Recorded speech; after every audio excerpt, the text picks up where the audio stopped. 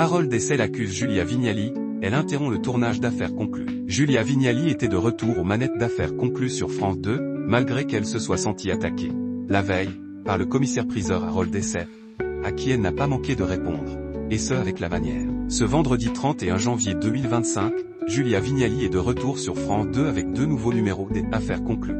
Tout le monde a quelque chose à vendre. La veille, le public est resté fidèle au rendez-vous. En effet, jeudi 30 janvier 2025, Affaires conclues a rassemblé, en moyenne, 1,11 million et 1,45 million de fidèles entre 16h16 et 17h50, soit respectivement 19,5% et 19,9% du public âgé de 4 ans et plus. France 2 était alors première chaîne nationale, loin devant l'ensemble de la concurrence. Audience stable pour Affaires conclues sur France 2, mais, à titre de comparaison, une semaine plus tôt, jeudi 23 janvier 2025, la célèbre émission de vide-grenier présentée par Julia Vignali avait attiré environ 1,04 million et 1,40 million de personnes, soit respectivement 18,6% et 18,1% de part de marché. Là encore, France 2 était en tête des audiences. Plus tôt dans la semaine, mercredi 29 janvier 2025, Affaires conclues a été marquée par la vente de porte-couteaux par une certaine Maryse. Le commissaire-priseur Harold Essel lui a notamment expliqué qu'ils ont été dessinés par Benjamin Rabier,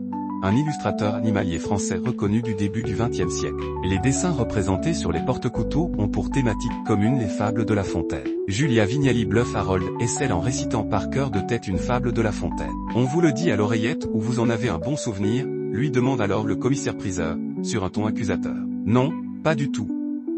Regardez, je l'enlève.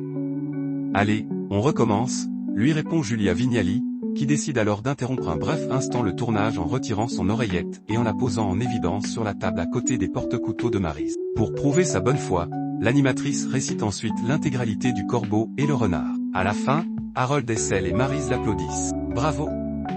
Quelle mémoire, félicite le commissaire-priseur. Je peux remettre mon oreillette maintenant. À la régulière, Harold. Il faut bien connaître ses fables. Le nargue Julia Vignali.